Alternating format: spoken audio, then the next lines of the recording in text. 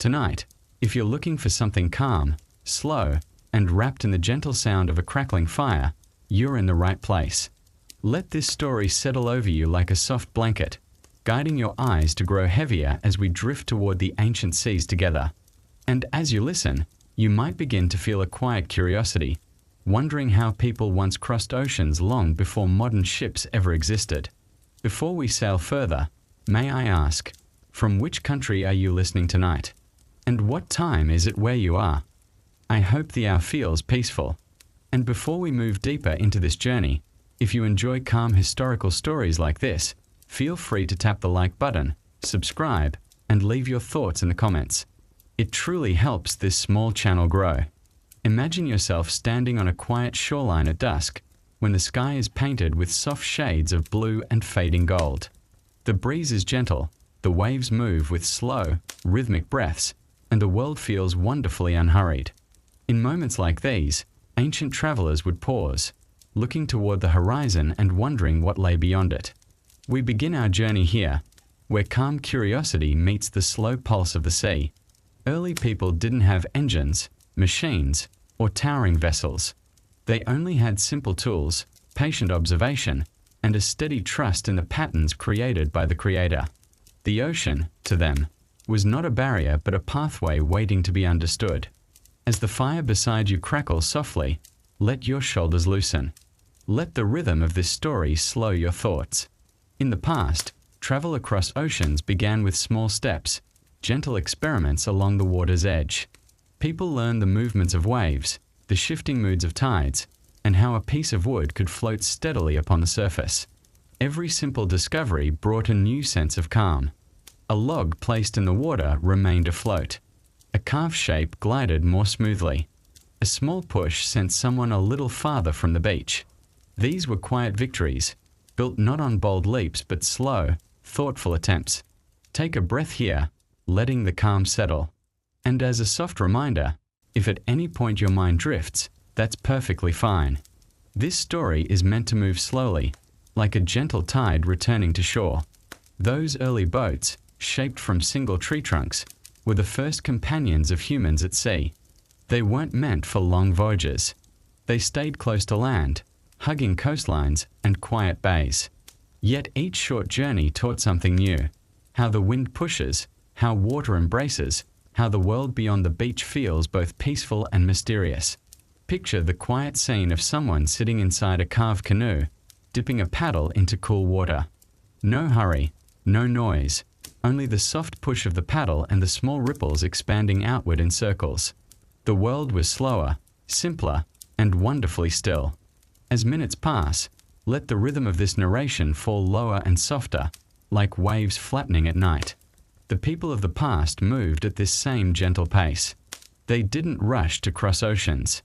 They gained knowledge through patient watching, observing the sky, the coastline, and the patterns of nature the Creator set in place. Every day, someone would push just a little farther, trusting that the shoreline would still be waiting for their return. Their focus was not on conquering the sea, but understanding it.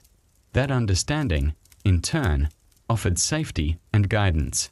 Here's another soft anchor for your attention. If you feel yourself drifting towards sleep, it's perfectly all right. You can rest, and the story will continue its gentle flow. As these travelers spent more time on the water, the ocean began to reveal its character. They learned when waves were calm, when tide shifted, and when the wind carried a favorable direction. It was not a science written in books, but a wisdom earned through careful experience. This early stage of ocean travel was quiet, steady, and deeply human. It relied on patience, courage, and a peaceful acceptance of the sea's unpredictable nature. No grand ships, no sails yet, only wood, water, and time. And as night deepens around you, allow the calm of those ancient moments to guide your breathing into a smoother rhythm. For the people of the past, the sea itself became a teacher, slow, gentle, and endlessly inspiring. We remain on this calm shoreline for now, letting the story move at its own peaceful pace. The ancient world was full of quiet first steps, and each one brings us closer to the beginning of true seafaring. As we continue, imagine the early evening air growing cooler, and the soft glow of a small fire warming your hands. That gentle crackle, along with the slow rise and fall of the waves, sets the perfect rhythm for the next steps of our journey into ancient seafaring. Let the calmness settle even deeper now. People began noticing that water had patterns, currents that nudged them one way, breezes that whispered another direction. They traveled only during safe weather, watching the sky closely for guidance. Each outing was quiet, cautious, and filled with the simple hope of learning something new about the sea's behavior. Eventually, travelers realized that by shaping their boats more carefully, thinner in some places, wider in others, they could glide farther with less effort. These improvements didn't appear suddenly but grew slowly over generations. Every carved curve carried the lessons of those who came before. Take a slow breath here. And a gentle reminder, if your eyes feel heavy or if your thoughts begin drifting, that's part of the experience. This story is meant to lull you into a peaceful state while your curiosity remains lightly engaged. With time, these humble logboats became symbols of quiet progress. They still stayed close to shore, but now they handled longer stretches without fear. The ocean was no longer an unpredictable boundary. It became a familiar companion, steady, calming, and full of small discoveries. Imagine the soft sound of water brushing against the side of a wooden canoe, the scent of the sea, the steady rhythm of paddling. Early travelers listened closely to every sound, trusting their senses and the natural signs created by the Almighty, who enabled the world to function with its beautiful patterns. As their confidence grew, so did their range. They ventured toward nearby islands, traveling at sunrise and returning at sunset. The horizon, once intimidating, began to look like an invitation, a promise of something new waiting to be explored. Let the pace of the narration slow again. Let it sink in like a wave rolling softly across the sand. Every step in this story mirrors a calm, steady breath, never rushed, always patient. These early experiences formed the foundation of all future seafaring. Before the creation of sails, before large wooden ships, before long-distance voyages, everything began with simple boats gliding over calm coastal waters. It's a comforting thought. Great journeys often start with very small, gentle beginnings. Another soft reminder rests here. You don't need to stay fully alert. You're welcome to drift in and out as the story continues. Your comfort comes first, and the narration is designed to match a sleepy rhythm. By observing the sea patiently, ancient people learned its subtle language. They could sense when winds would shift, when waves were too restless, or when the water carried them home. This knowledge wasn't shouted or announced. It was quiet, almost whispered, passed down through experience, not words. The shoreline slowly became a place of preparation, not hesitation. Travelers gathered logs, shaped tools, and shared calm conversations as they prepared for each peaceful journey. Even the act of building a simple boat carried its own sense of serenity. As we approach the end of this segment, let the tone drift even lower, even softer. The ancient ocean at dusk holds a soothing quietness, a kind of stillness that wraps around you like a warm blanket. And now, imagine standing once more on that calm shoreline, watching gentle ripples touch the sand. This is where humanity's long relationship with the sea began, with curiosity, patience, and simple steps into the water. We end this part without a dramatic conclusion, just a quiet pause, a moment to breathe, a moment to rest. And when you're ready, we can gently move into the next segment of the story. The earliest ocean travelers began with the simplest of vessels, dugout canoes carved patiently from single tree trunks. These boats, shaped through careful scraping and slow hollowing, allowed people to slip quietly onto open water. Each stroke of the paddle created soft ripples, and each ripple carried them a little farther from the familiar shore. The sea felt wide, yet strangely gentle, as long as they stayed close to land. These early attempts were not grand expeditions but peaceful experiments, moments of learning, guided by observation, calm weather, and a steady trust that the patterns of nature set by the Almighty made the world navigable. Over time, people realized that size and shape changed everything. A longer canoe moved smoother across waves. A slightly wider one balanced better when carrying food or tools. Small adjustments created big differences in stability. Travelers learned these lessons slowly, not through written rules but through quiet repetition. Morning after morning, they returned to the water, testing each improvement. Their surroundings became teachers. The sound of reeds shifting in the wind, the direction of the currents, and the feel of the tide beneath the hull. Every journey offered new understanding. Eventually, these simple canoes became reliable companions, able to travel between river mouths, sheltered coves, and nearby islands. The ocean still carried its challenges, but familiarity replaced fear. The gentle rhythm of paddling created a sense of peace, a steady movement that matched the natural pulse of the sea. Travelers began exploring slightly farther, always with caution and respect. The sun guided their days, the stars hinted a direction in the evenings, and the quiet voice of experience told them when to continue and when to wait. Their journeys remained slow, deliberate, and thoughtful. As these early sailors expanded their range, they discovered that the ocean revealed its behavior gradually. They noticed signs on the water's surface, tiny ripples pointing toward hidden currents or smooth patches showing where the wind softened. The Creator allowed these patterns to exist, providing guidance for those who learned to pay attention.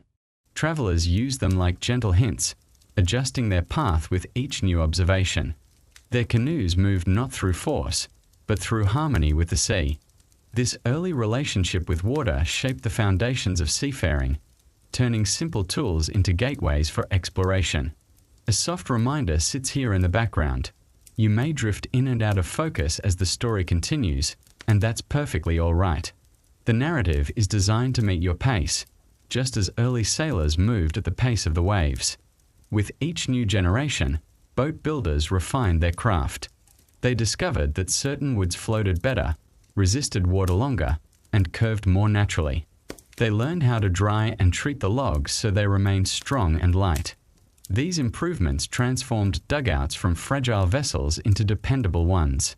A canoe carved by skilled hands became a quiet miracle of balance and patience.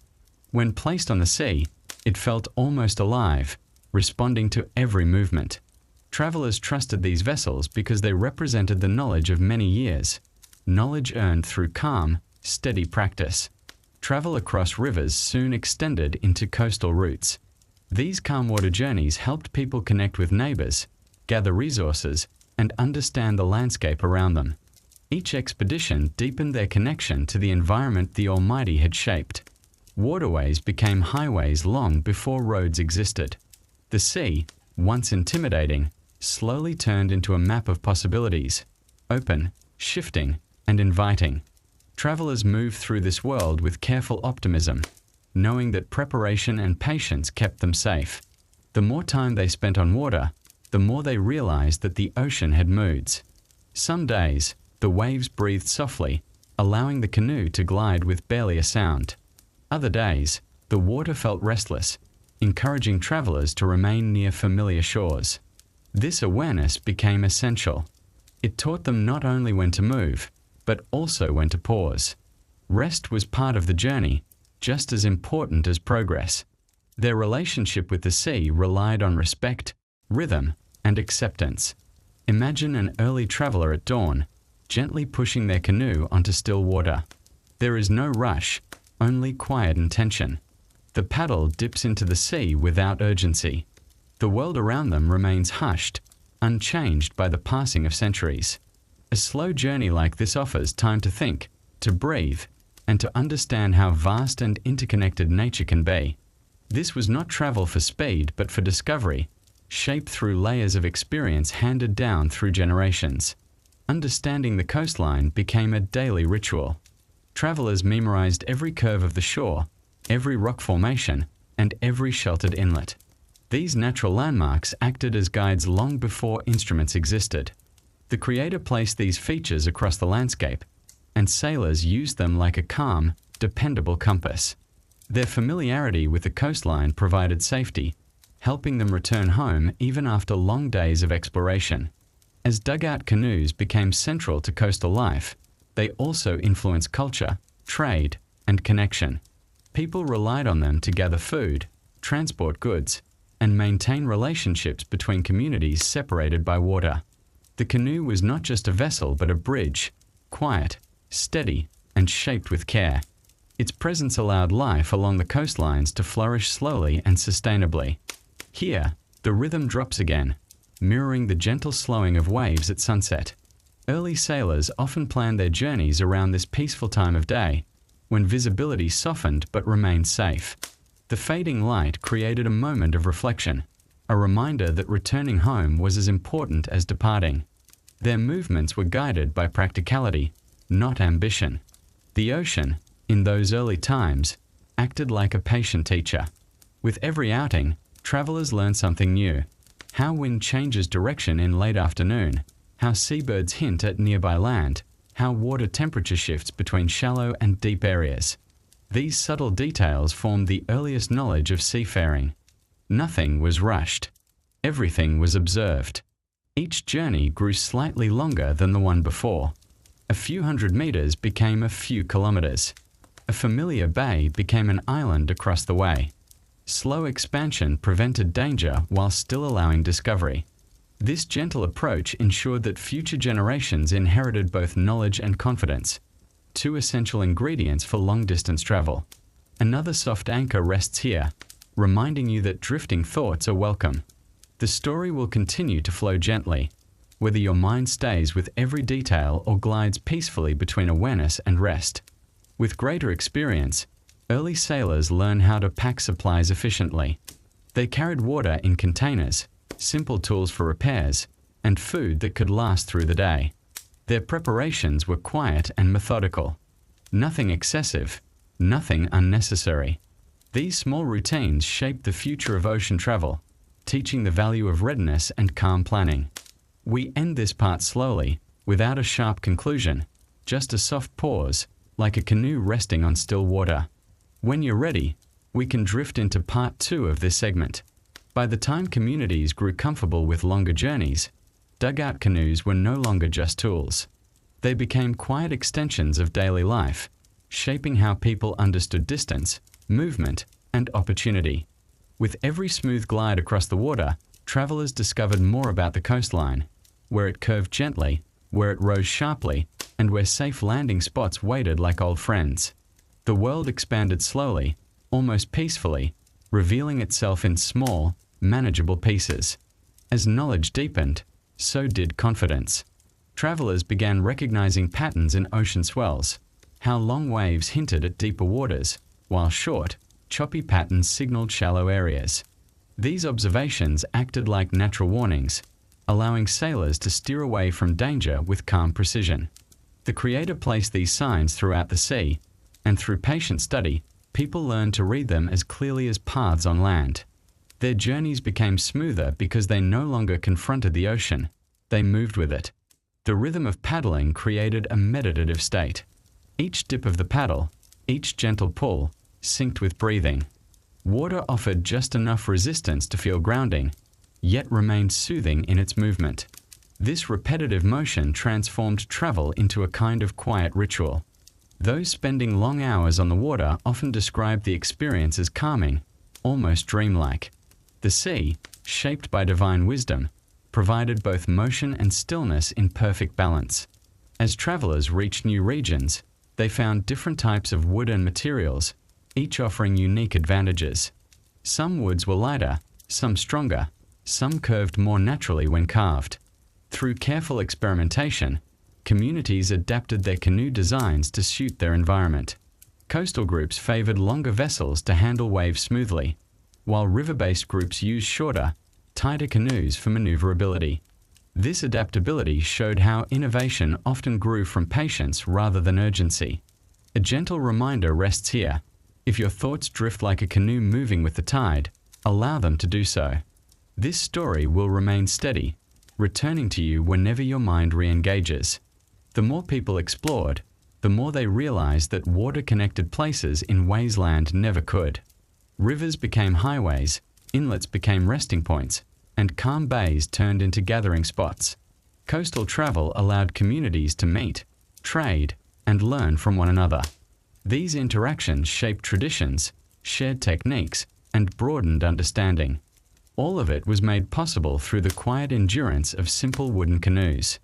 Even with growing experience, early sailors remained cautious. They respected the sea's unpredictability, how weather could shift from gentle to tense within minutes. To stay safe, they learned to read clouds, watch the color of the sky, and listen closely to the wind. A sudden stillness could warn of approaching storms. A bright, clear horizon suggested safe hours ahead. This constant awareness gave travelers the confidence to explore while staying grounded in reality. Imagine a small group preparing for a day's journey. They check their vessel, pack water, gather dried food, and tie down tools. No detail is rushed. Each step is deliberate, ensuring that once the canoe slides onto the water, the day will unfold with steady ease. Preparation itself becomes part of the calm ritual of travel. Travelers often pause during midday, allowing their canoes to rest on gentle shores. These breaks offered time to observe wildlife, explore new terrain, or simply sit quietly and watch the waves shift in color under the sunlight. These pauses reinforced a simple truth: journeys were not defined by speed, but by awareness. Another soft anchor lands here, reminding you once again that it's perfectly fine to drift into relaxation.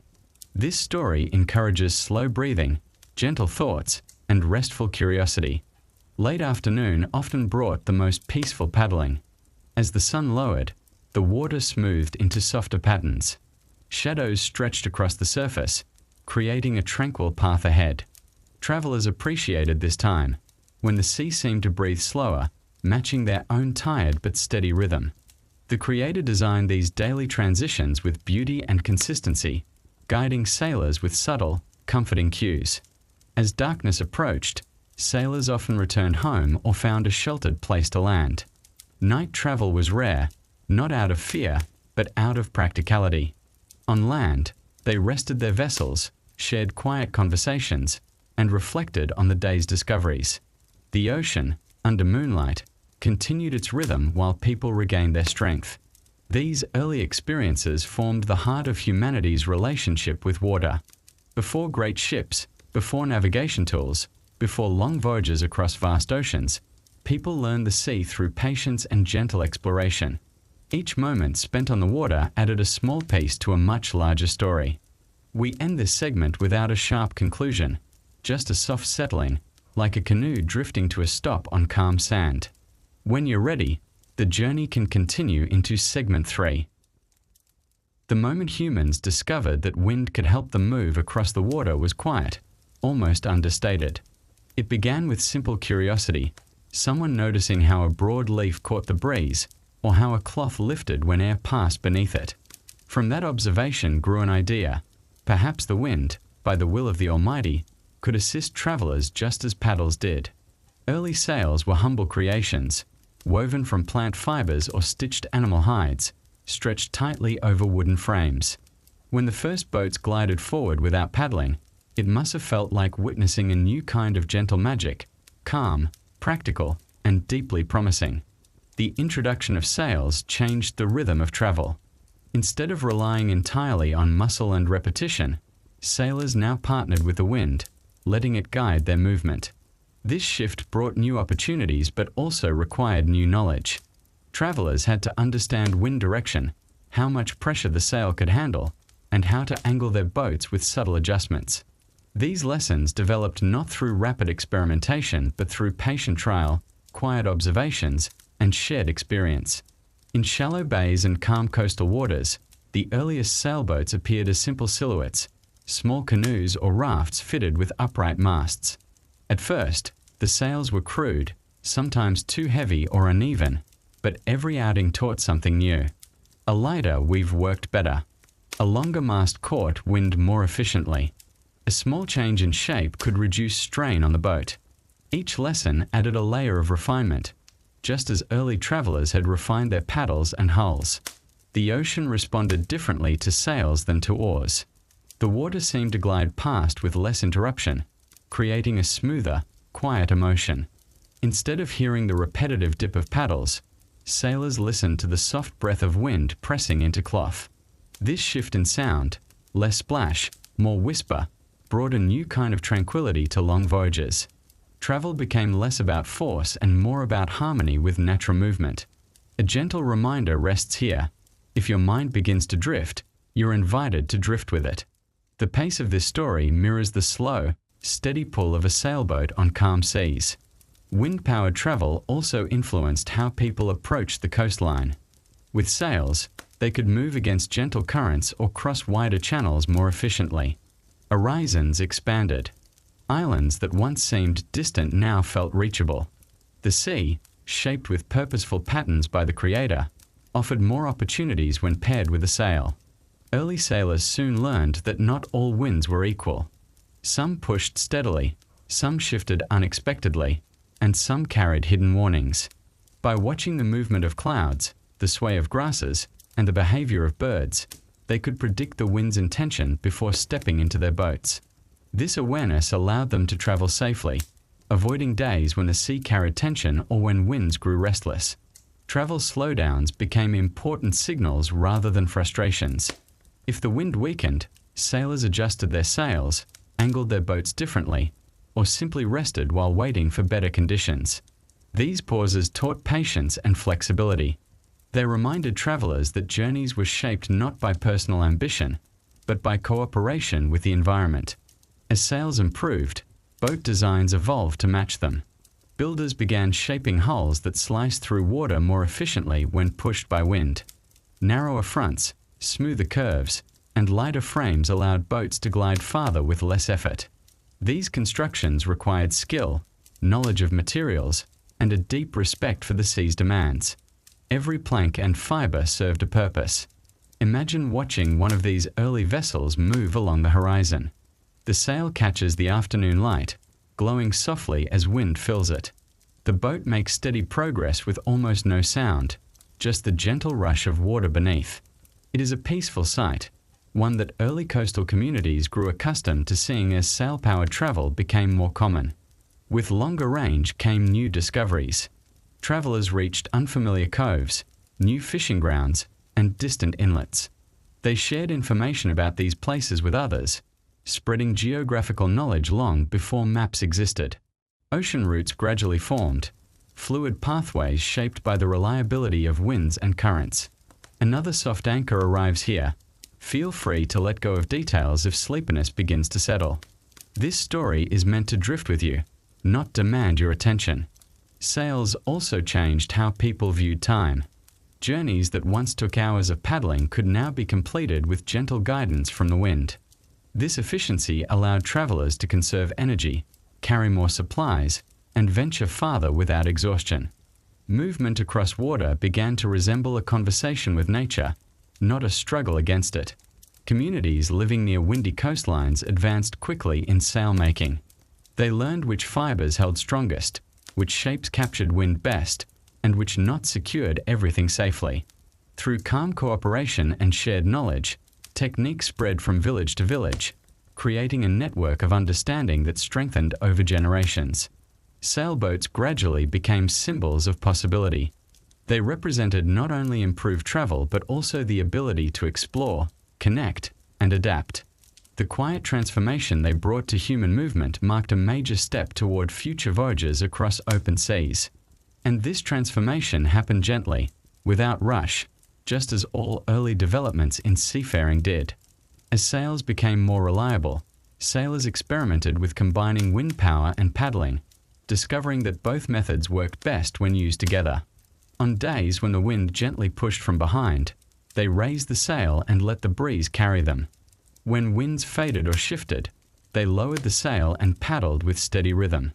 This balance created smoother journeys and taught travelers that the sea responded well to cooperation rather than force. It was a partnership, humans guiding their boats, and the wind, created by the will of the Almighty, offering its silent assistance. With more time spent sailing, sailors learned the art of trimming sails, adjusting angles to capture just the right amount of wind. A slightly tighter pull here, a gentle release there, and the boat would glide more efficiently. These small refinements required focus but rewarded travelers with smoother movement and better control. Mastery of this skill brought a sense of calm confidence, as though the boat and wind were communicating quietly through each adjustment. The addition of simple steering mechanisms, such as long paddles acting as rudders, further improved navigation. Instead of shifting their whole body weight to turn, sailors could guide the vessel with slight movements. This development made sailing more graceful. It allowed even larger boats to move predictably through the water, creating a sense of stability and trust between the traveler and the sea. Over time, boats equipped with sails started venturing beyond familiar coastlines. Travelers approached new islands cautiously, studying their shapes, listening to the sound of breaking waves near shore, and watching the behavior of birds flying overhead. Each new landform brought curiosity but also responsibility. Exploration happened slowly, ensuring safety while expanding knowledge of the world's geography. A gentle reminder rests here. If your mind softens and drifts like a boat on quiet water, allow it to do so. The story will continue its slow, steady rhythm. Sailing also changed the daily routines of coastal communities. People began timing their journeys around predictable winds, morning breezes for outbound trips, afternoon winds for returning home. This natural schedule created structure, reducing the uncertainty of travel. Families knew when to expect loved ones back, and fishermen knew when conditions favored longer trips. As skills improved, sail shapes diversified. Some sails were tall and narrow for speed in steady winds. Others were wide and curved to capture gentler breezes. Each design brought different advantages. Experimentation became an essential part of tradition, passed down through careful demonstration rather than written instruction. Knowledge spread through observation, repetition, and patient teaching. The presence of sails also encouraged longer-term planning. Travelers began storing water, drying food, and preparing tools for journeys that lasted days rather than hours. This shift required foresight and calm judgment, predicting weather, packing wisely, and knowing the limits of one's vessel. Sailing transformed not only movement but the mindset surrounding travel. Imagine the peaceful sight of a small fleet preparing to depart. Sailors check ropes, tie knots, adjust frames, and raise sails that flutter lightly in the morning wind. There is no rush, only quiet coordination. When the vessels finally push away from shore, the sails fill slowly, catching the air with a soft, steady pull. The boats move in unison across the shimmering water. Another soft anchor settles here, reminding you that wandering thoughts are welcome. The story flows gently, without pressure to stay fully alert. Longer voyages exposed travelers to new currents and deeper waters. They learned how swells behaved far from land, how the sea's color changed with depth, and how wind patterns differed between regions. These discoveries formed the earliest foundations of long-distance navigation, a skill that would later guide humanity across oceans. Sails also influenced cultural exchange. Communities separated by stretches of water could now visit one another more easily, sharing stories, materials, and techniques. This exchange strengthened connections, broadened trade routes, and spread innovations that would eventually shape future shipbuilding. One of the most profound shifts brought by sails was psychological. The sea began to feel less like a boundary and more like a bridge. Travel no longer depended solely on physical strength, but on understanding and harmony with natural forces. This realization encouraged exploration at a pace that felt safe, sustainable, and deeply aligned with nature's rhythms. Near the end of this segment, imagine the gentle fading of wind at sunset. Sails relax, boats slow, and the sky reflects soft colors across the water. Travelers lower their sails and drift toward a sheltered place to rest. There is no dramatic ending, only a quiet pause as day settles into night. We close this part softly, like a sailboat coming to rest in a calm inlet. When you are ready, the journey can continue into segment 4. The moment humanity began venturing farther from shore, navigation became more than simple intuition. Travelers needed to understand the sea's quiet signals, patterns that revealed direction, distance, and safety. Before tools existed, sailors relied on nature itself. The Creator allowed the world to function with remarkable consistency, and ancient sailors learned to read this order patiently. They studied the movement of waves, the tilt of distant clouds, and the way currents tugged subtly at their vessels. These observations formed the earliest foundations of ocean navigation, practiced long before compasses or maps. Coastal sailors first learned to recognize the rhythm of familiar currents. Each stretch of shoreline had its own pulse. Some pushed southward, others pulled travelers north. By following these currents intentionally, they could travel with less effort, conserving strength for longer journeys. When a current shifted unexpectedly, it signaled a change in weather or tide. Understanding these signs allowed sailors to avoid dangerous conditions and helped them predict how long a journey might take. Night brought a different kind of guidance. With the world quiet and still, travelers looked upward. While they did not chart stars in rigid systems yet, they recognized patterns. Certain stars rose in predictable places. Others pointed consistently toward land or deeper water. Under clear skies, the heavens acted like a calm reminder of direction. Even without naming constellations formally, sailors knew which formations appeared above familiar coasts and which guided them toward home. A gentle anchor rests here. If your mind begins drifting like a boat carried by a slow current, allow it to drift. This story is meant to move at the same peaceful pace. During daylight, seabirds played an essential role in navigation. Some birds stayed close to shore, rarely flying far from land. When sailors spotted flocks circling overhead or traveling in one direction, it hinted at nearby coastlines. Their movement provided reassurance during long stretches of open water. The presence or absence of birds became a quiet signal, soft, subtle, and incredibly helpful. Waves also carried information.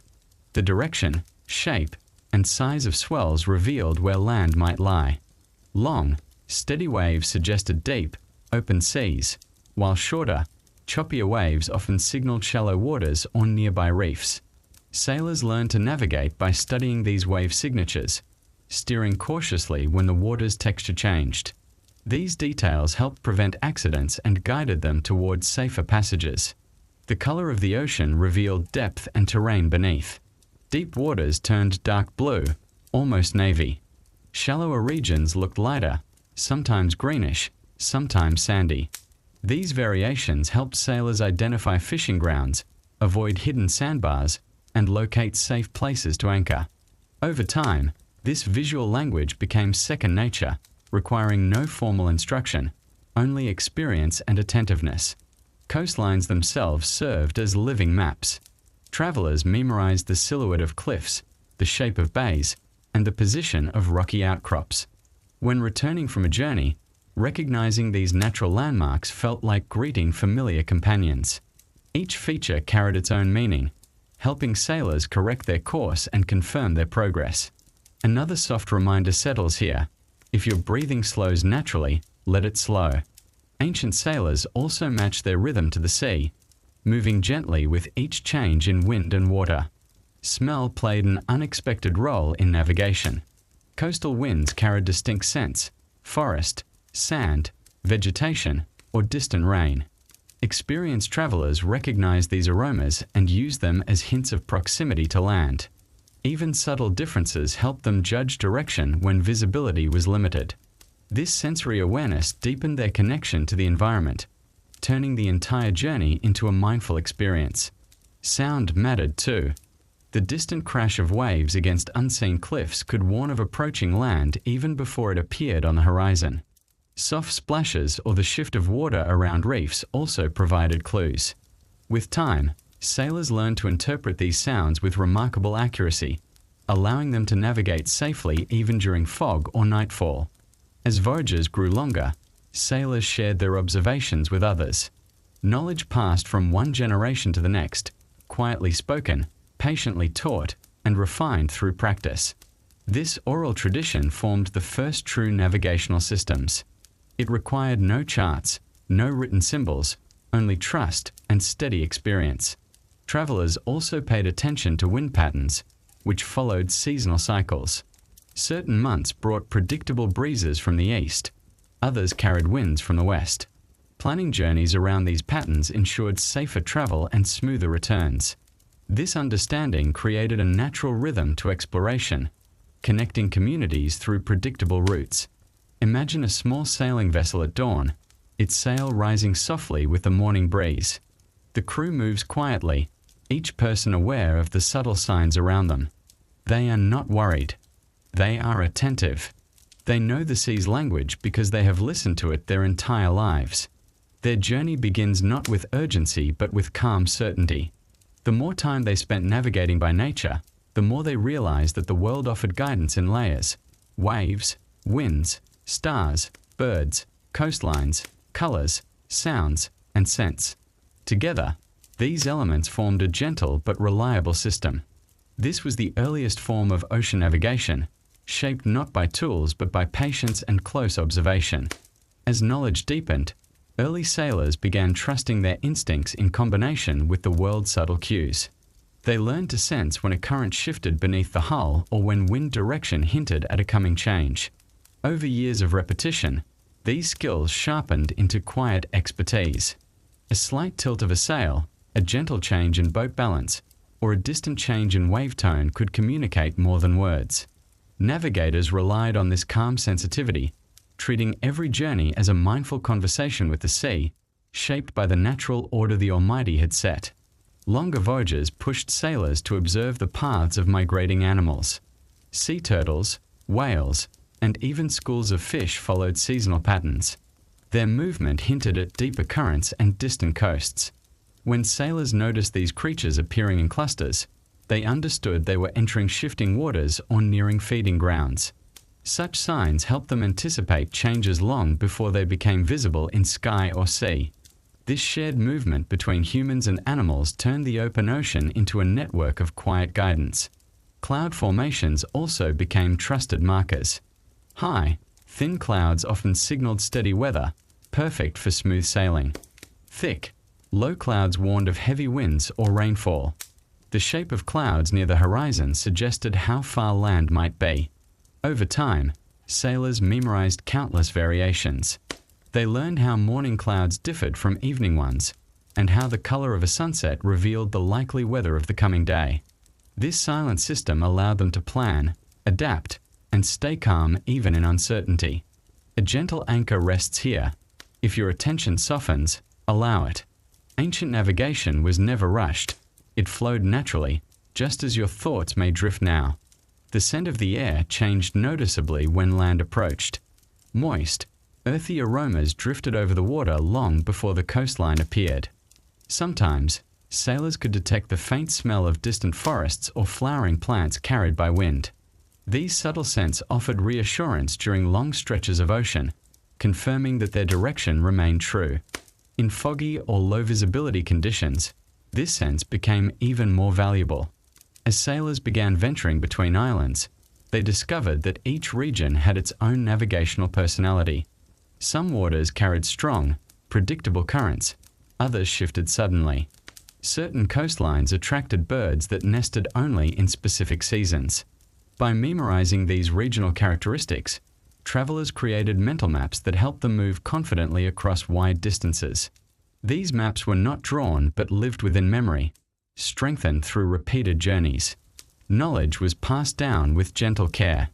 Elders taught younger sailors not through rigid rules but through stories, demonstrations, and shared voyages. A young traveler might spend years observing before being trusted to guide a vessel alone. This slow, steady teaching preserved safety and ensured that navigational wisdom remained accurate and practical. It also deepened the relationship between communities and the sea. Another soft reminder settles here: relax into the rhythm. Every detail of this world unfolded slowly, and you may let the story unfold just as calmly within you. As techniques grew more refined, sailors began noticing how swell patterns echoed the location of distant islands. Waves reflected off coastlines, creating faint rhythms that traveled across open water.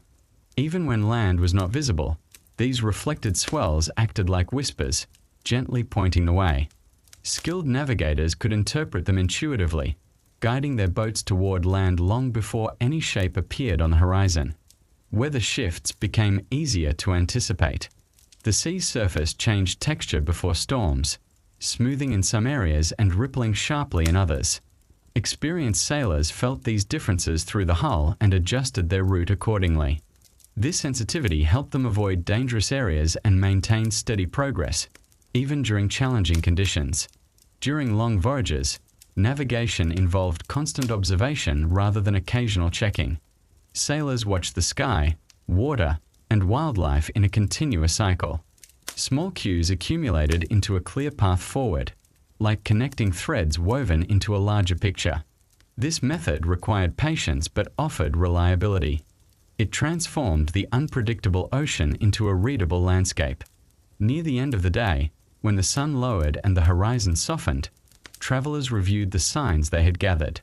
They noted how currents behaved, how the wind shifted, and how the waves changed tone.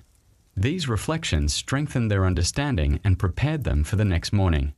Navigation was not just a skill, it became a peaceful ritual. As night settled, stars reappeared as familiar guides.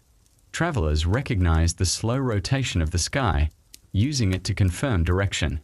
Even without formal star charts, they understood which star clusters would drift overhead and which would fade as morning approached. This nightly reassurance created a sense of stability in the vastness of the ocean. We close this segment with gentle calm, as sailors lower their sails and rest under a sky filled with quiet light. There is no sharp ending here, only the soft pause of a boat drifting into safe waters, ready for the next part of the journey whenever you are. Before instruments existed, navigating the open sea required an extraordinary level of awareness. Travelers did not rely on tools. They relied on their senses and the natural order set in motion by the Almighty. Every journey became an act of quiet observation. Sailors watched the world around them with patient attention, forming a deep bond with the ocean. They learned that nature communicated softly, leaving clues in the sky, the water, and the wind. By listening to these gentle messages, they found their way across distances that once seemed unreachable. The earliest navigators treated the sea like a living guide. They noticed how each type of wave carried its own signature, revealing direction even on cloudy days. Swells that rolled and wide, consistent patterns usually traveled from faraway winds. Shorter, broken waves hinted at nearby disturbances or hidden reefs. With time, sailors learned to interpret these textures instinctively. A simple change in rhythm beneath the hull could tell them whether they were drifting toward deeper waters or heading closer to land. At dawn, the surface of the sea often reflected subtle colors. A brightening band along the horizon suggested clear skies ahead, while a reddish tint hinted at shifting weather patterns. Skilled navigators used these quiet forecasts to plan their routes. Instead of forcing their way through uncertain conditions, they adjusted their journey with patience, letting safe weather guide their timing. These choices turned navigation into a careful balance of timing, intuition, and respect for the environment. Another gentle anchor rests here. If you find your breathing slowing naturally, let it happen. This rhythm mirrors the way ancient sailors matched their pace to the sea's movements. Travelers also paid attention to water temperature. Cool currents flowing beneath the boat often indicated deeper channels or connections to distant oceanic streams. Warmer water signaled shallow areas or the presence of sunlight-warmed lagoons nearby. These changes revealed hidden pathways beneath the surface, pathways that experienced sailors could follow even when the coastline disappeared from view. Wind patterns offered yet another layer of information. A steady breeze from the same direction for several mornings signaled a stable weather system. Gusty, unpredictable winds warned of distant storms forming over the ocean. Navigators treated the wind not as an obstacle, but as a messenger. They learned when to trust it, when to wait, and when to shift their path to move with it rather than against it.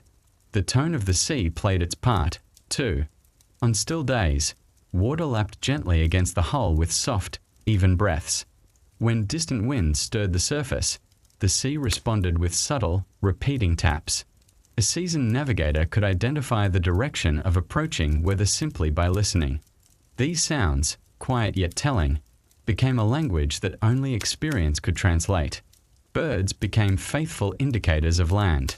Certain species flew predictable routes at particular times of day, returning to nests far inland. Sailors watched these flight lines closely. When large groups moved in a single direction, it suggested that solid ground lay somewhere ahead. Even individual birds soaring low over the water offered reassurance, small signs that home or refuge was not far away. Another soft reminder settles here. If your attention drifts like a feather carried by wind, it's perfectly welcomed. This story is meant to support relaxation, not demand focus. The reflection of sunlight on water created patterns that sailors interpreted as well. Light scattered differently depending on depth. Gentle sparkles hinted at shallow sandbanks, while darker ripples pointed to deep, clear channels. These reflections shifted gradually throughout the day, providing clues that guided navigators during midday hours when the sky was brightest and stars were absent. Even sea life provided hints. Schools of certain fish preferred particular temperatures and currents. When these fish appeared near the surface, it often meant the boat had entered a region known for its reliable pathways. Observing their behavior helped sailors adjust their course subtly, steering towards safer or more abundant waters. The smell of the world changed at sea, too. Salt carried different intensity depending on proximity to land. Winds that brushed across forests carried faint earthy scents, while those passing along cliffs carried cooler, sharper notes. Navigators learned to trust their noses as much as their eyes. These delicate hints helped them sense the presence of land hours before it appeared. Shadows offered directional cues as well. In the early morning and late afternoon, the angle of sunlight stretched long across the surface. Sailors used these shadows to maintain orientation when clouds obscured the sky.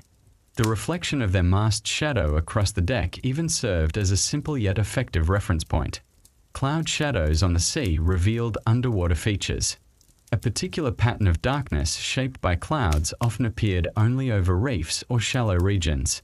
Sailors observed these differences carefully to avoid hazards hidden beneath seemingly calm waters. The Creator placed these visual signals in the world, and skilled navigators learned to read them as naturally as one reads the soil beneath their feet. Another gentle anchor arrives. Allow the details to flow past like waves if they begin to blur. You're invited to rest as the story continues. Night brought its own form of guidance.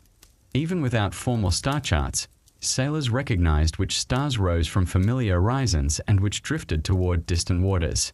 They tracked these points quietly, using them to maintain direction in darkness. The sky became a map that whispered direction rather than shouting it, a system built on consistency and patient observation. As sailors gained experience, navigation became a blend of memory and instinct. They carried mental maps built through repetition, routes shaped not by drawn lines but by remembered sensations, the feel of a current against the hull, the smell of distant forests, the angle of wind arriving each season. These memories acted as quiet anchors, helping them move confidently even in unfamiliar waters. With each journey, their understanding deepened, forming a bond with the sea that no written chart could replicate. Travelers also learned to recognize long-distance swells pushed by winds far beyond the horizon. These slow, powerful waves carried information about weather happening hundreds of kilometers away. When the swell angle shifted, sailors knew that conditions would soon follow. This awareness allowed them to adjust course early, avoiding areas where the sea grew restless. The ocean, shaped by the Creator with balance and purpose, offered signals long before danger appeared. Drifting objects on the water also served as subtle guides. Leaves, branches, and floating seeds often traveled along the same current sailors used. Observing which direction these items moved gave clues about the strength and direction of the water beneath. Sometimes, even the presence of foam lines indicated converging currents, helping navigators determine the safest and smoothest path forward. A gentle anchor rests here. If your mind feels as if it's drifting slowly like floating debris on calm water, allow it to drift. The story is designed to support that peaceful state.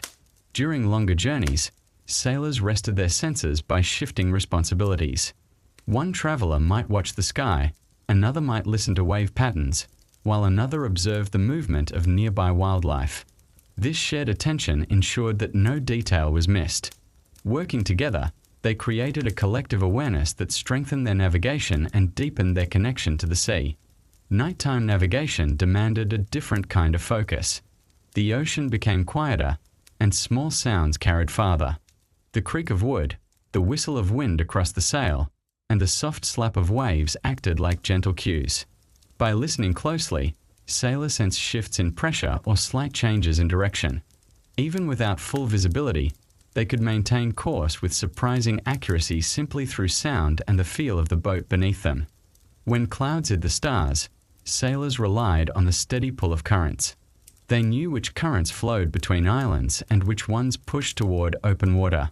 By allowing the boat to drift briefly, they could feel which direction the water carried them. This method required patience, but it preserved safety and direction even in darkness.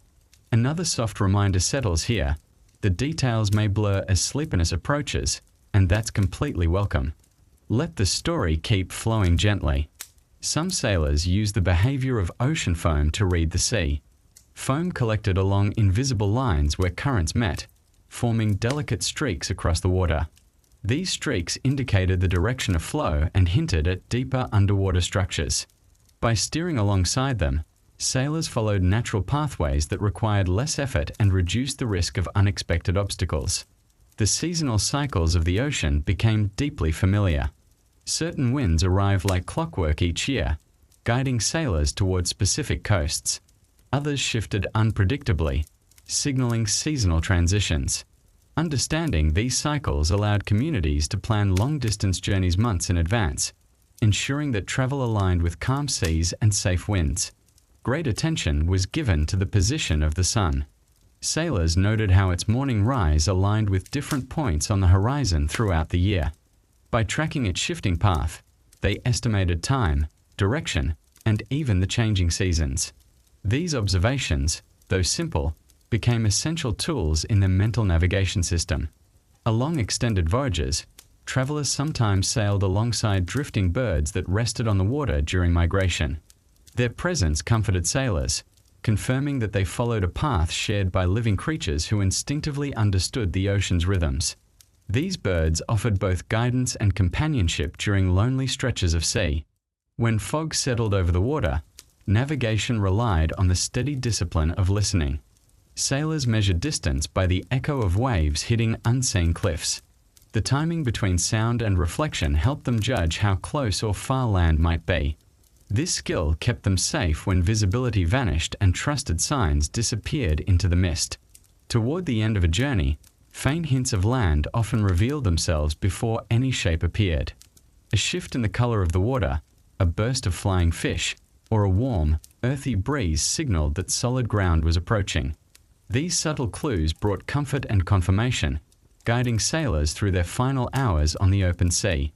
We end this part quietly, like a boat gliding toward a calm shoreline under soft evening light.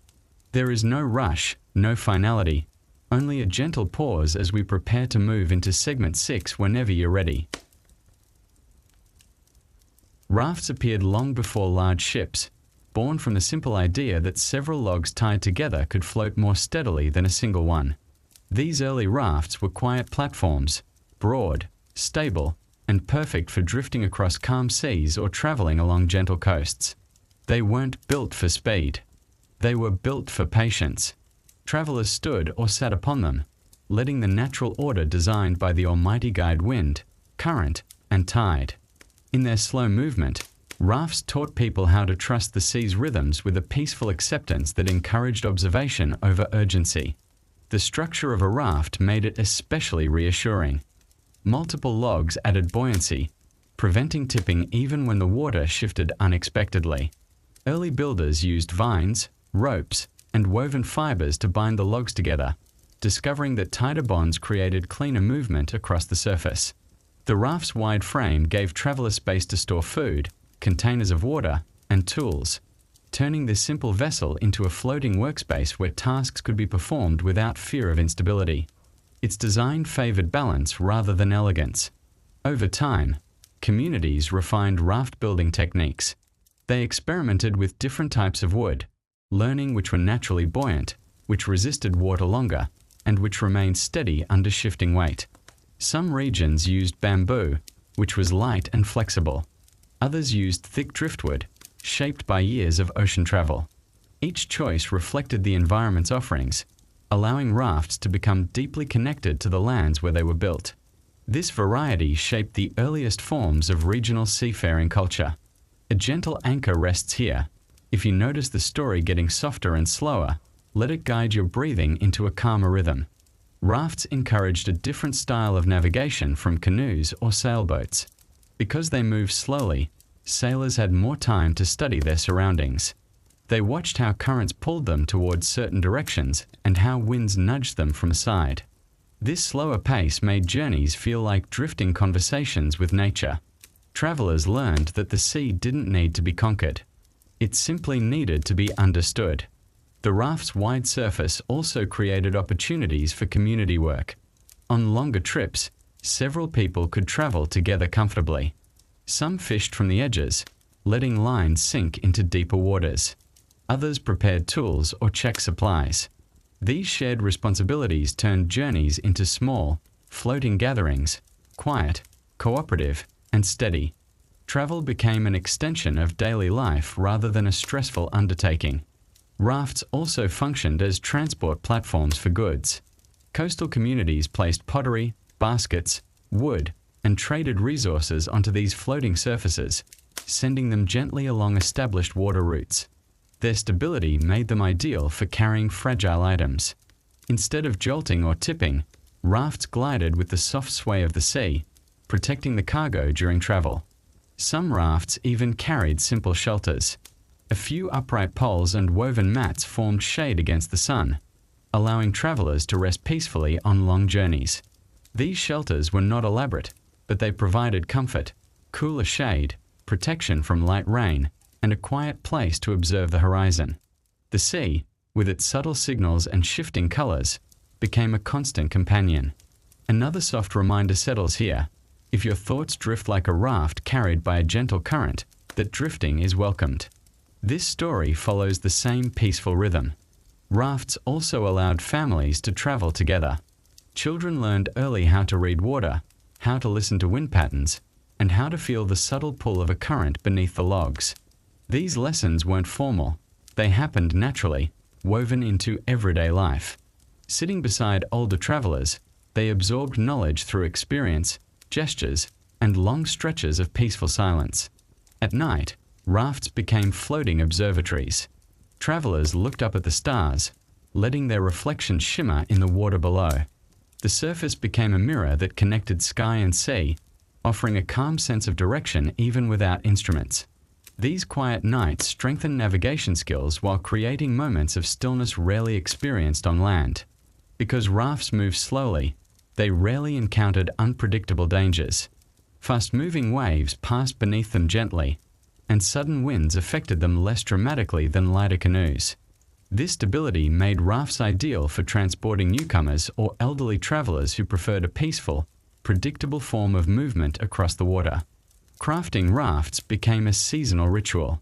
People gathered materials over time, selecting logs dried naturally under the sun and vines harvested at the perfect stage of flexibility. Building a raft required patience, teamwork, and an understanding of balance. When completed, the vessel felt like a natural extension of the environment, a structure shaped not just by hands, but by the land and sea working together. These vessels were also used for exploring shallow waters where larger boats could not enter. Their flat design let travelers glide over reef-filled areas without damage. In these regions, they observed sea life closely, learning about tides, fishing grounds, and underwater formations that influence travel routes. The slow drift of a raft allowed travelers to connect deeply with the world around them. Every movement, every sound, every shift in sunlight became part of the journey. Their relationship with the sea grew through calm immersion rather than speed or ambition. It was a peaceful way of understanding the ocean, one that shaped early maritime culture for generations. As coastal communities grew more confident in their raft journeys, they began experimenting with simple enhancements. Some added small, removable paddles along the edges, allowing the raft to turn more effectively in tight areas. Others attached shallow keels beneath the logs to help maintain a straighter path. These adjustments didn't transform rafts into fast vessels, but they created smoother, more predictable movement, ideal for long, peaceful travel across familiar waters. Rafts played an essential role in moving not just goods, but also ideas. When people traveled between coastal settlements, they carried stories, techniques, and traditions with them. A quiet exchange might happen on a raft surface, one community sharing new fishing methods while another described changes in wind patterns. These conversations strengthened relationships across regions, helping knowledge travel along the natural routes formed by currents. A gentle anchor settles here. If your thoughts begin drifting slowly, allow that feeling. Raft journeys were never rushed. They followed the calm pace of nature, just as this story does. During seasonal migrations, rafts transported entire families across sheltered seas. These trips required careful preparation, bundles of dried food, containers of water, woven blankets, and small tools tied securely to the raft's frame. Elders often guided the group, studying the sky and feeling the texture of currents beneath the logs. Their experience provided reassurance, turning the journey into a warm passage rather than an uncertain crossing. Some rafts grew larger, built by binding several layers of logs for added strength. These multi-tiered platforms could carry animals, storage containers, or building materials. Communities used them to expand settlements or transport resources between islands. Despite their size, these rafts remained steady, drifting at a gentle speed that preserved balance and safety. Raft travel also taught people about endurance. Instead of relying on speed, they learned the value of pacing. Long hours on still water encouraged quiet reflection. Travelers listened to the rhythmic tapping of waves against wood, the distant calls of birds, and the soft shifting of supplies. This environment nurtured patience, creating a meditative atmosphere that mirrored the slow turning of the sea. Another soft reminder lands here. Let go of any pressure to follow every detail. The story moves like a current, steady, quiet, and gentle enough to drift with. Rafts gave early sailors freedom to observe marine life closely. Dolphins occasionally swam alongside, riding the same currents. Fish darted beneath the logs, visible in clear shallows. Sea turtles surfaced for air, gliding peacefully through water that seemed to welcome them. These moments weren't merely observations. They served as signs of healthy waters, favorable conditions, and safe paths ahead. The simplicity of a raft also made it easy to repair. If a log loosened or a vine weakened, travelers retightened bindings or added new fibers gathered from nearby shores. This adaptability gave rafts remarkable longevity. Instead of discarding them when damaged, communities maintained them carefully, treating each vessel with respect and gratitude. Sheltered coves provided resting points during long journeys. Travelers guided their rafts toward quiet inlets, letting them settle naturally along sandy edges. Here, they rested, cooked simple meals, or gathered fresh water. These pauses became cherished parts of the journey, moments when travelers felt connected to both land and sea, savoring the peace of the natural world around them. Larger expeditions sometimes required multiple rafts traveling together in slow-moving formations. These small fleets looked like floating villages, carrying tools, supplies, and groups of people working in quiet harmony. Moving together ensured safety and created a comforting sense of companionship during journeys that could last several days. As raft technology spread across regions, each community adapted the design to suit their environment. Some built narrow rafts for navigating winding river systems. Others crafted wide rafts for calm coastal travel. A few even experimented with adding small sails to capture gentle winds. These variations reflected creativity and the willingness to learn from observation, not haste. Another gentle anchor rests here. Breathe slowly and let the imagery drift like your thoughts. Raft voyages were meant to unfold with softness and depth, not sharp turns. Over generations, rafts helped people explore new habitats, gather resources, and maintain peaceful contact with neighboring groups. Their impact was subtle but profound, allowing humanity to travel safely long before large ships existed. Rafts represented the beginning of collective movement across water, forming a foundation for all future maritime development. We close this part with a quiet pause, like a raft sliding gently onto a moonlit shore. No finality, no conclusion, just stillness, preparing the way for the next segment whenever you're ready. Outrigger canoes represented a quiet breakthrough in early seafaring, a design born from the need for balance on open waters. Unlike simple dugouts or rafts, these vessels featured a main hull supported by one or two smaller stabilizing floats connected by sturdy beams. This single addition changed everything. The canoe no longer tipped easily. It glided with a calm certainty, steady even on restless seas. The idea emerged naturally. If a vessel swayed too much, an extension could steady it. What began as a practical solution soon became one of the most reliable tools for coastal and interisland travel. The shape of an outrigger canoe made it uniquely suited for windy regions. Its narrow main hull allowed it to cut through water with little resistance, while the stabilizing float kept it from rolling during sharp turns or sudden gusts. This design, simple yet ingenious, allowed travelers to venture farther without fear of capsizing. It offered a sense of controlled movement, swift enough to cover distance, calm enough to inspire confidence. As communities adopted outriggers, they also learned to read the sea differently. The vessel responded with subtle cues. A slight tug from the stabilizer hinted at changing currents. A gentle tilt revealed wind patterns. Each movement became an indicator, allowing sailors to sense conditions before they fully unfolded.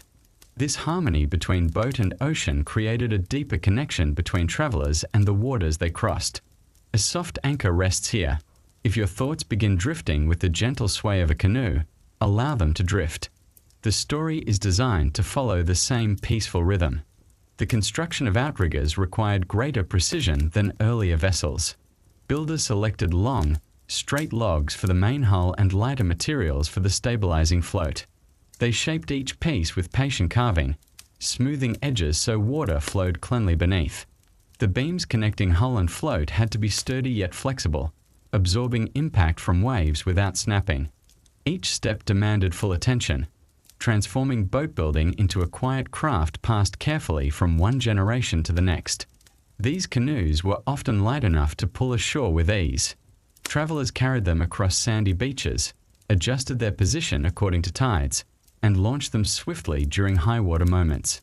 This portability made outrigger travel more dynamic. People could explore multiple islands, fishing grounds, and coves without being tied to a single harbor. Wind became a trusted companion during outrigger journeys. Many travelers added small sails, simple cloth or woven fiber panels that captured the breeze and increased speed. Even with a sail raised, the outrigger remained remarkably stable, skimming across the surface like a water bird gliding over calm seas. The combination of wind power and the canoe's narrow form created movement that felt effortless and serene. Another gentle reminder settles here. Let your breathing fall into an easy rhythm, just as ancient sailors moved in harmony with the sea. Outriggers encouraged exploration across wider channels separating islands. These crossings required confidence and a deep understanding of weather cycles. Sailors observed the height of waves, the direction of morning winds, and the behavior of seabirds before launching. Each decision balanced skill with respect for the natural forces guiding their path. Travelers found that outriggers handled rough conditions better than expected. The stabilizing float pressed against incoming waves, preventing sudden tipping. Even when wind strengthened, the vessel shifted gracefully rather than fighting the water. This stability allowed sailors to focus on reading signs, clouds, currents, and distant landmarks without fear of losing balance. The canoe's design also allowed for swift maneuvering. A skilled navigator could pivot quickly to avoid reefs, approach fishing sites quietly, or align with favorable currents. This agility transformed outrigger travel into a gentle dance with the sea, combining speed, stability, and precision.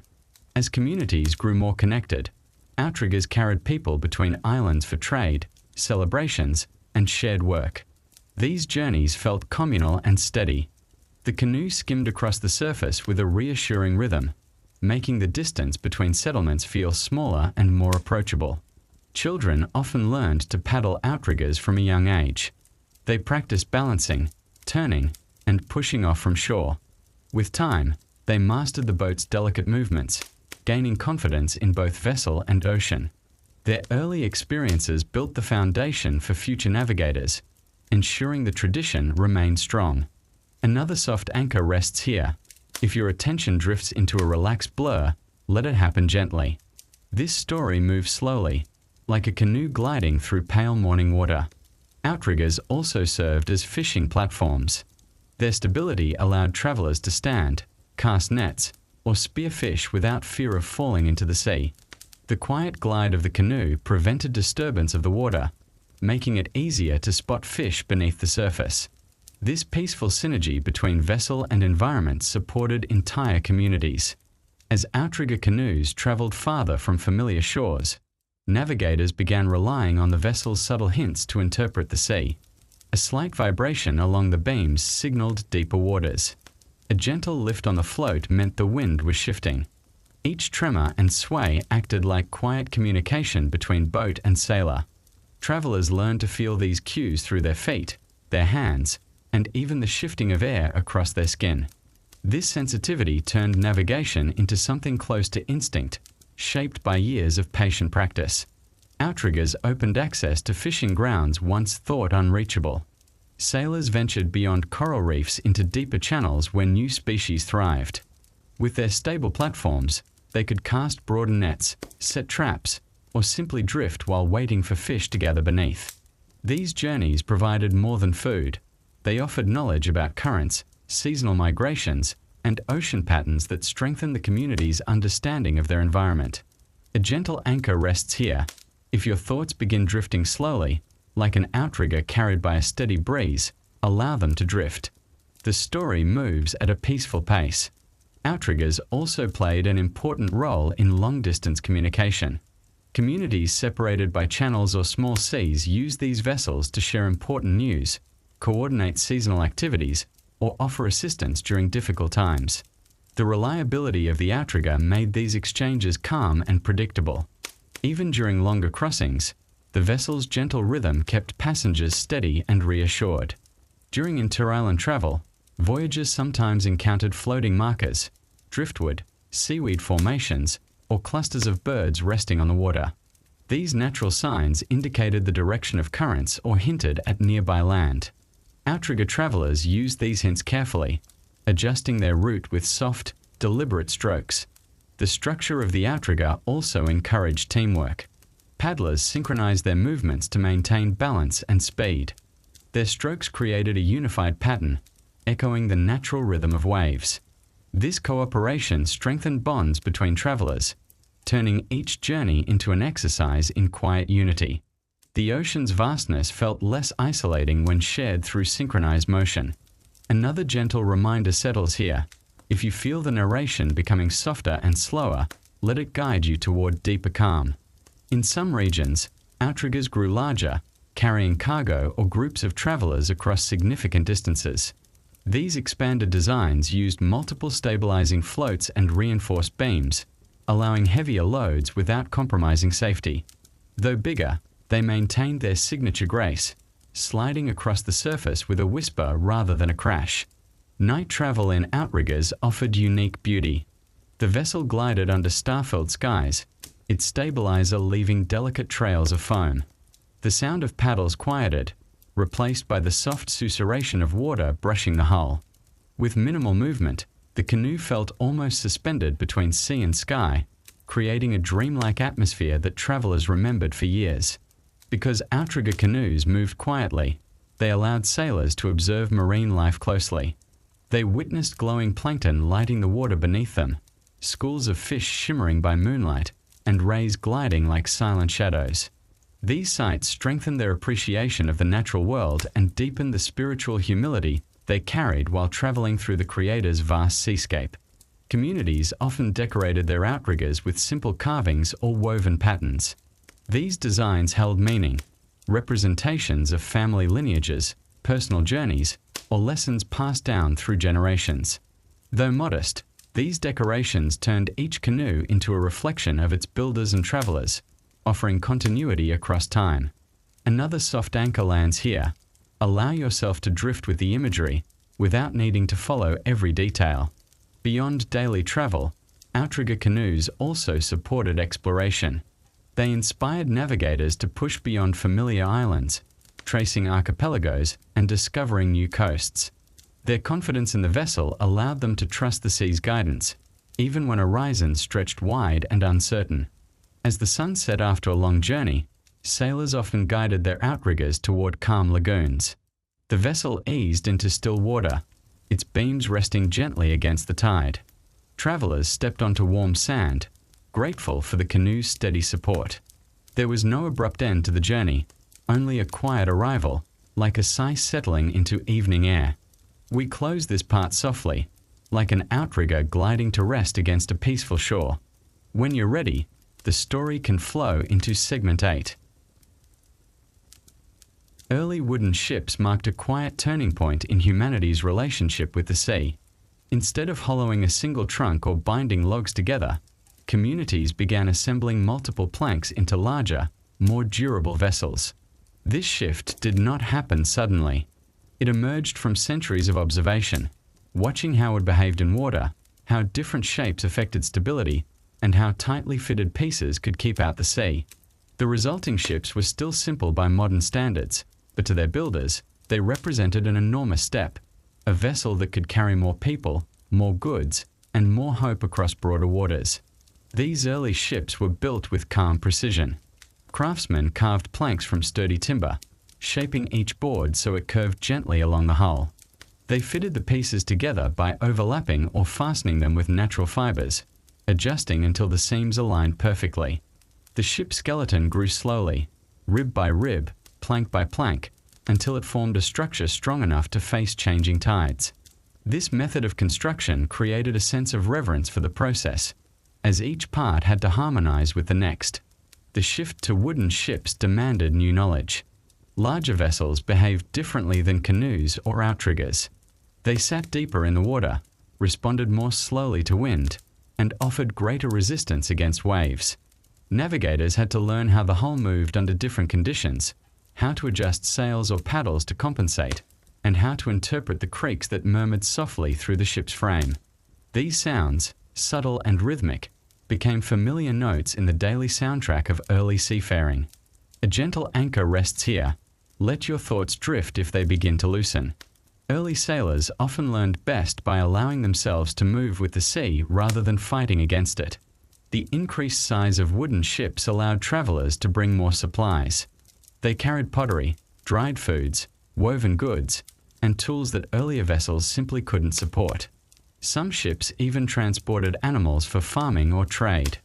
With these additions came longer voyages, journeys that required planning, cooperation, and trust. The ship became a floating community, shaped by the calm efficiency of shared responsibilities. Inside these early vessels, the atmosphere was quiet and practical. There were no cabins or enclosed rooms, only open spaces beneath simple shelters. Travelers slept on mats, storing their possessions in small baskets or tied bundles. The creaking hull, the soft sigh of wind against sails, and the gentle tap of water against would create a soothing rhythm that accompanied them through every night. As wooden ships ventured farther, crews learned how to balance weight carefully. Too much on one side made the ship lean. Too little made it unstable during storms. Distributing supplies became an art, placing heavier items near the center and lighter ones closer to the edges. This mindful arrangement helped ships move gracefully, preventing unnecessary strain on their structure. Another soft reminder settles here. If your focus drifts like a ship following a gentle current, it's completely welcomed. This story is meant to create space for calmness. Wooden ships also encouraged new methods of cooperation. Larger vessels required more hands, individuals to raise sails, guide ropes, steer the ship, and watch the horizon. Each job held quiet importance. Instead of one person working alone, a crew formed, moving in harmony like parts of a gentle machine. This shared effort fostered unity, creating bonds strengthened by long hours spent under open skies. Wind played an even more significant role with larger ships. Sails grew broader, catching stronger breezes and propelling the vessel with greater momentum. Sailors learned how to angle these sails to control speed and direction. A simple shift in rope tension could turn the ship, slow it down, or help it glide smoothly along a chosen course. Wooden ships allowed sailors to cross deeper, more unpredictable waters. They approached open seas that had once felt unreachable. Yet they traveled with caution, studying weather, watching birds, and reading wave patterns before venturing too far. Each decision balanced opportunity with safety, reflecting the quiet wisdom of generations who understood the sea's changing nature. As ships grew more advanced, they also carried more people. Groups traveled together for trade, exploration, or seasonal movement. These journeys were not rushed. They followed the slow rhythm of wind and current, bringing travelers into long stretches of peaceful observation. Many describe these voyages as reflective, days filled with soft sunlight, steady movement, and the timeless presence of the ocean. Another gentle anchor arrives. Let your breathing soften, matching the ship's slow, swaying glide. The wooden hull created a barrier between travelers and the depths below, offering safety that smaller vessels could not provide. This sense of security allowed sailors to explore with greater confidence, pushing toward new coasts or unfamiliar islands. Yet the sea always remained the quiet teacher, shaping their path with subtle cues. As wooden ships ventured farther across open waters, sailors encountered conditions that demanded deeper skill. Large waves rolled beneath the hull, lifting the vessel slowly and setting it down with equal patience. Instead of resisting these movements, travelers learned to move with them, letting the ship rise and fall naturally. This acceptance transformed long voyages from tense experiences into calm, predictable rhythms. The ocean's steady pulse became a quiet companion, guiding them deeper into unfamiliar seas. Navigators discovered that wooden ships revealed subtle messages about the water beneath them. A sudden tilt hinted at shifting currents below. A change in the sound of creaking planks suggested a new direction of wind pressure. These signs were not alarming. They were informative, offering gentle reminders to adjust the sails or redistribute weight. Over time, sailors grew fluent in the vessel's language, treating every sound as part of an ongoing conversation between ship and sea. Another soft anchor rests here. If your mind begins drifting with the slow rise and fall of the ship, you are welcome to drift. Let the rhythm settle into your breathing. Inside the ship, daily routines developed naturally. Travelers checked ropes each morning, inspected the hull for wear, and adjusted sail positions as the wind shifted. Meals were simple and shared on deck, where sunlight warmed the wood and waves whispered against the sides. These routines grounded the crew, giving them structure during long stretches of open water. Life on board became a balance of gentle vigilance and quiet appreciation. As voyages extended to new coasts, sailors relied heavily on the sky. During the day, they used the sun's path to maintain general direction. At night, they watched familiar stars rise and fall along predictable arcs. Wooden ships, with their stability and range, made it possible to follow these celestial cues across vast distances. The heavens, created with perfect order, became an unfailing companion, guiding sailors long before navigational tools existed. The longer the journey, the more sailors observed the world around them. They noticed when certain birds appeared, how cloud patterns shifted before landfall, and how the color of the sea changed as depths varied. These observations offered reassurance. Even far from shore, the world continued to provide signs that helped them understand their position. Another gentle reminder settles here. You may let your focus soften. The story is meant to support a slow descent into calmness. Wooden ships also encouraged deeper cooperation among the crew. Steering required attention and teamwork. Adjusting sails needed synchronized effort. And maintaining the ship's health, tightening fibers, patching seams, and keeping balance became a shared responsibility. This unity formed a quiet strength within the vessel, transforming it into more than a structure. It became a small community held together by trust and steady work. The soundscape aboard these ships created an atmosphere unlike anything on land. Wood groaned softly with each shift. Wind brushed gently through ropes. Waves tapped in steady patterns against the hull. These layered sounds formed a natural lullaby, especially during night watches, when the darkness brought stillness and the sea reflected faint starlight like scattered silver. Wooden ships also carried cultural traditions. Some crews engraved small symbols on the inner beams, marks representing family, journeys taken, or lessons learned. These carvings held no spiritual significance. They were simply memories preserved in wood, reminders of the people who had shaped the ship and sailed with it through countless miles of water. During especially long voyages, sailors formed routines to maintain calm. They whispered observations about the sky, shared quiet stories to pass the night, or rested on deck after securing the sails. These habits brought comfort, helping them feel grounded even when surrounded by endless horizon. The wooden deck beneath them felt familiar, a piece of home drifting gently between distant worlds. Another soft anchor lands. Allow your thoughts to float where they wish, like driftwood moving with the tide.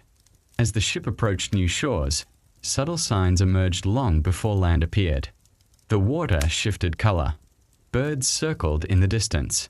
The scent of earth and vegetation reached the vessel on warm currents. These quiet signals brought relief and anticipation, guiding the crew through their final hours at sea. We close this part as softly as a wooden ship entering a sheltered bay. No rush, no sharp conclusion, just the gentle slowing of movement as the vessel drifts into safer, calmer waters, ready for the next segment whenever you are.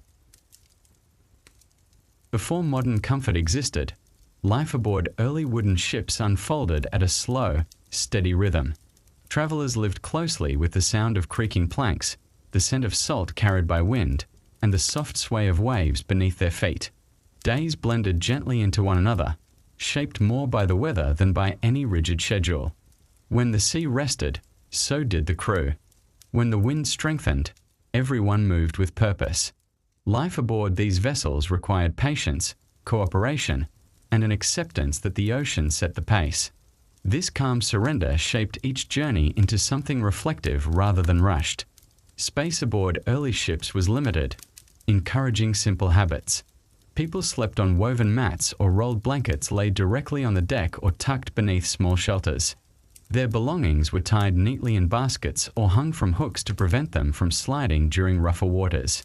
The closeness of the environment meant that every sound, soft breaths, gentle conversations, or the rhythmic lap of water, became part of the shared atmosphere. Even resting felt communal, shaped by the steady presence of others. Morning routines developed naturally. At sunrise, the crew stretched their limbs, checked the ship structure, and prepared simple meals. Someone tended to the ropes, ensuring they weren't frayed.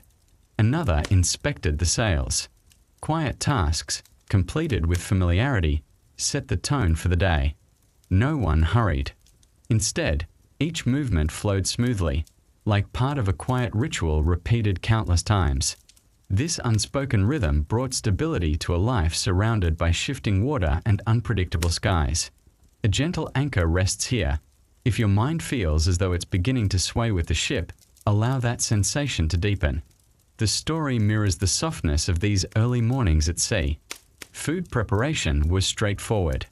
Meals relied on dried fish, grains, and preserved foods carefully stored in sealed containers. Fresh catches sometimes brightened the day, a fish pulled from calm waters, cooked over a small, shielded flame. Meals were eaten together, often with legs dangling over the side of the ship, watching gentle waves ripple outward. These shared moments strengthened bonds and offered comfort during long voyages. Fresh water was precious, stored carefully in clay jars or wooden barrels. Sailors measured its use wisely, sipping slowly and sharing responsibly. The preservation of water added structure to daily routines, reminding everyone that the ocean might stretch endlessly, but their supplies were not. This awareness fostered gratitude and caution in equal measure. During calm weather, daily duties expanded. Some repaired woven ropes. Others patched areas of the hull with natural resins. A few cleaned the deck or checked the condition of stored goods. These small acts kept the ship strong and safe, transforming maintenance into a collective responsibility. Every contribution, no matter how small, played a role in the crew's well-being. Another soft reminder settles here. If your focus drifts gently, like a ship rocking beneath a warm sun, let it drift. The story continues its slow path with or without full attention. Afternoons often carried a dreamy quietness. The sea shimmered, the wind lowered to a soft whisper, and the ship's movements smoothed into a gentle glide. Some sailors used this time to rest. Others sat near the bow, watching distant shorelines or tracing patterns in the water. Without distractions, the mind relaxed naturally, drifting between observation and thought. These peaceful hours made long journeys feel lighter, almost meditative. The crew also spent time learning from one another. Younger travelers practiced tying knots, adjusting sails, or reading the sea's subtle signals. Elders shared knowledge through calm demonstrations rather than long explanations. These exchanges formed the backbone of early maritime education, hands-on, repetitive, and grounded in respect for the ocean's complexity. When weather shifted, the mood aboard the ship changed with it. Darkening clouds or strengthening winds signaled the need for coordinated action. Sails were lowered, ropes tightened, supplies secured. Even then, the atmosphere rarely turned frantic. Sailors worked steadily, trusting their training and the reliability of the vessel beneath them. Their calm responses reflected years of experience traveling through unpredictable waters. Evenings aboard early ships were especially serene. As the sun sank, its warm light painted the deck in shades of orange and gold. Travelers settled into familiar routines, organizing supplies, sharing stories, or simply watching the sky shift colors. The ocean softened, reflecting the fading daylight like a quiet mirror. This gentle transition marked the beginning of rest. Another soft anchor arrives. If the imagery feels soothing, let it soften the edges of your thoughts. Night brought a different kind of calm. The world narrowed to the deck beneath their feet and the sky above. Stars shimmered overhead, forming patterns that guided navigators and comforted weary travelers. The ship's slow sway became a lullaby, urging minds towards stillness and sleep. Wrapped in woven blankets, sailors listened to the steady rhythm of the sea as they settled into their resting places. As night deepened, only the faint glow of the horizon and the shimmering sky illuminated the deck. Those assigned to night watch moved with quiet purpose. They listened for changes in wind, watched for shifting clouds, and felt the ship's subtle movements beneath their feet. These watchful hours were peaceful rather than tense. With the world wrapped in darkness, senses became sharper. The creak of wood, the soft slap of waves, and the occasional flutter of a loose rope formed a calm symphony that guided their attention. The night watch became a time of reflection as much as vigilance. Travelers sleeping on deck often woke briefly, adjusting their blankets as the ship rocked. The gentle motion soothed them, lulling them back into slumber. Some turned onto their sides to face the open sea, finding comfort in the distant glow of stars mirrored across the water. Even in sleep, the ocean's presence felt close and reassuring, a constant companion on the drifting journey. A gentle anchor rests here. If your mind begins loosening like a rope in soft wind, allow it. Night aboard early ships held this same quiet freedom. Storms, though challenging, taught sailors resilience. When dark clouds gathered suddenly, the crew rose without panic. They lowered sails, tightened knots, and secured supplies with steady hands. Rain pattered against the deck, and wind bent the sail frames, but teamwork turned the chaos into manageable effort. The ship creaked more sharply, but its sturdy frame, shaped by patient craftsmanship, held firm. After the storm passed, the renewed stillness felt even more precious. Morning after a storm always carried a unique sense of calm. The ocean smoothed itself into gentle swells, as though resting. Sailors moved quietly across the deck, checking for damage and drying belongings. The air felt clean, carrying the scent of rain and salt. These mornings strengthened the crew's bond with the sea, reminding them that challenge and tranquility often arrive side by side. During long voyages, travelers developed rituals to maintain their spirits. Some carved small tokens into pieces of driftwood, marking days or remembering home. Others braided ropes during free moments, letting their hands follow familiar movements while their minds relaxed. These small habits grounded them emotionally, creating continuity in the vast, unchanging expanse of the ocean. Another soft reminder settles here. If details fade lightly in your mind, Allow them to fade. Calm stories were always meant to be absorbed gently, like ripples settling on water. The crew also relied on storytelling. In the quiet moments before sleep or during breaks in the afternoon, they shared tales of past journeys, lessons learned, or peaceful moments from life on land. These stories were not dramatic. They were reflective, thoughtful, and comforting. Listening to them helped travelers feel connected despite the vastness around them. On particularly still days, the ship drifted almost silently. The surface of the sea looked like polished glass, reflecting sky and clouds in perfect softness. Sailors moved slowly, careful not to disturb the stillness. These rare moments of perfect calm felt almost suspended in time. Travelers often paused their tasks to savor the quiet, a chance to breathe deeply and appreciate the gentle beauty surrounding them. Navigation continued even in stillness. Sailors checked stars at night, watching their positions shift gently overhead. During the day, they studied the direction of swells or the faint outlines of distant land. The ocean's language never stopped. It merely softened when the sea rested. These soft cues sustained the ship's progress and kept the crew connected to their surroundings. Another soft anchor arrives. If your attention drifts into a sleepy fog, that drifting mirrors the slow surrender of ships to calm seas. As the ship neared new coasts, signs of land emerged gradually. Floating leaves drifted past, carried by river currents reaching out into the sea. Birds began appearing more frequently, circling above or diving for fish. The salt-heavy air lightened with hints of soil or vegetation. These quiet changes reassured the crew, signaling that their long journey was approaching a natural pause. When land finally appeared on the horizon, there was no sudden excitement, only a soft acknowledgement. Travelers prepared the ship for approach, lowering sails and adjusting the hull's direction. The vessel glided toward the shore with slow, practiced confidence, the crew working together in calm coordination. We close this segment gently, like a ship settling into a sheltered cove after many peaceful days at sea. No finality, just a moment of rest, waiting quietly for segment 10 whenever you're ready. Ocean journeys before modern ships were more than practical travel. They were slow, quiet experiences that shaped the way people understood the world.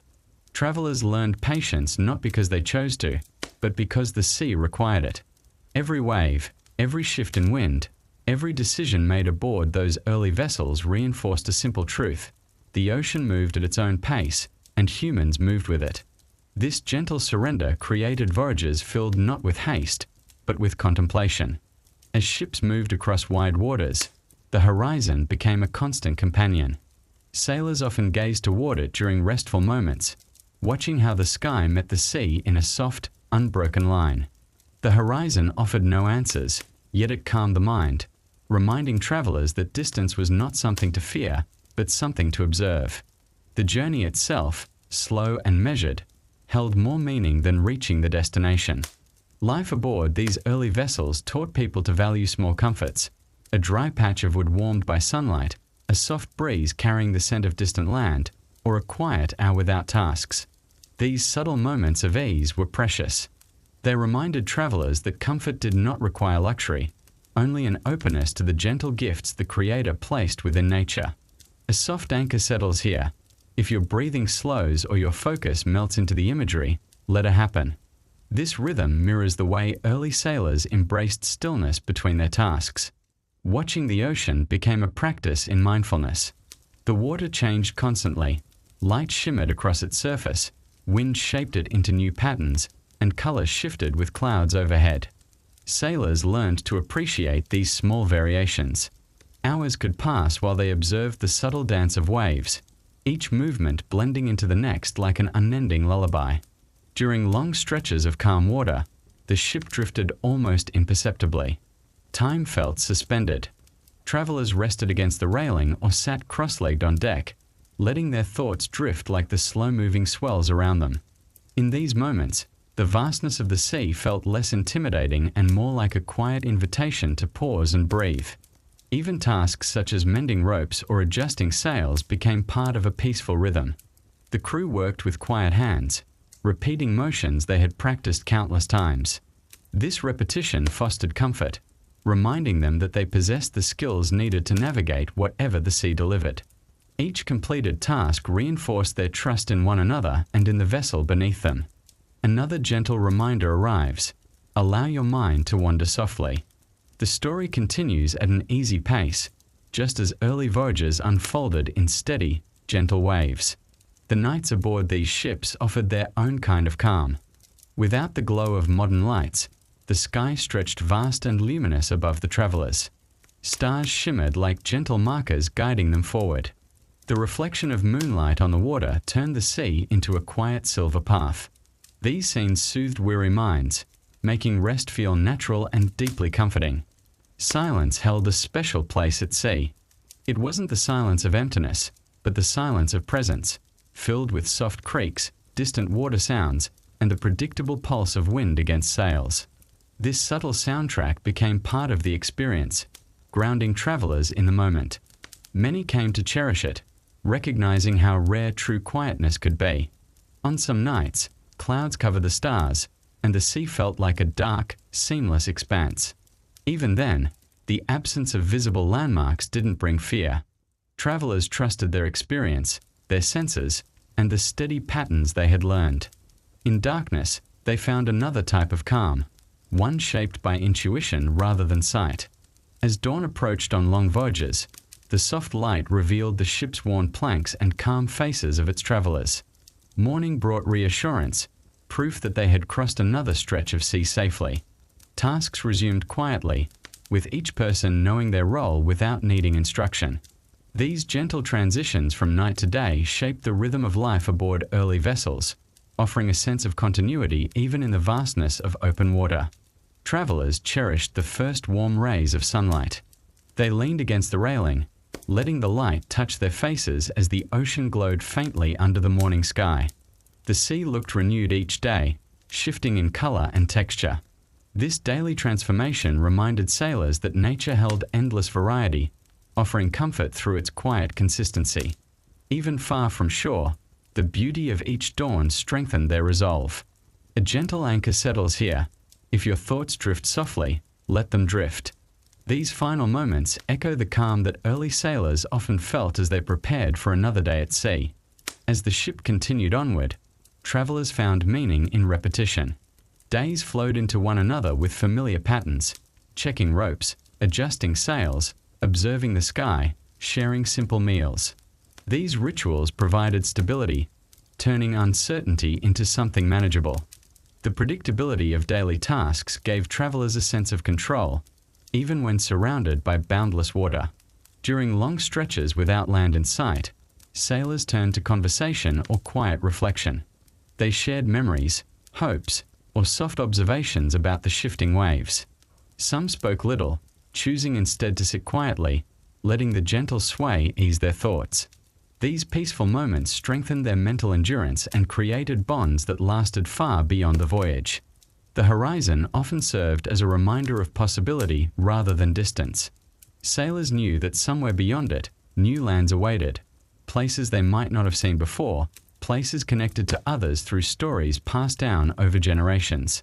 This sense of gentle curiosity pushed them forward, even when their journey felt endless. Another soft reminder rests here. Just as the sea holds room for drifting thoughts, this story welcomes your drifting attention. As the journey neared its end, small signs signaled the approach of land: birds returning from offshore hunts, subtle changes in watercolor, or faint smells carried by the wind. These clues sparked quiet anticipation. But instead of excitement, the feeling was often one of gentle readiness. The sea had been their home for many days. Stepping onto land felt like completing a long, quiet conversation. Arrival was never abrupt. Wooden ships approached coasts with slow intention, guided by practiced hands. The sails lowered gently, ropes tightened, and the hull eased toward calm shallows. Travelers stood silently, taking in the new coastline, appreciating the familiar music of waves meeting sand. Their hearts carried both gratitude for the sea and eagerness for solid ground. In these final moments aboard, sailors reflected on what the ocean had taught them: patience, awareness, cooperation, and humility. The sea had shaped not only their journey, but their character. Even when challenges arose, they learned to meet them with steadiness, trusting the wisdom gained from countless quiet hours on the water.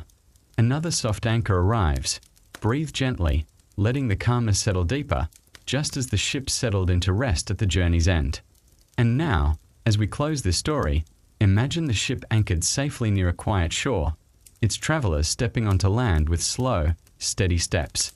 Their long voyage has ended, but the gentle rhythm of the sea remains with them, a memory of calm mornings, soft nights, and peaceful movement across open water. Thank you for listening to this story, for drifting with these early travelers across ancient seas.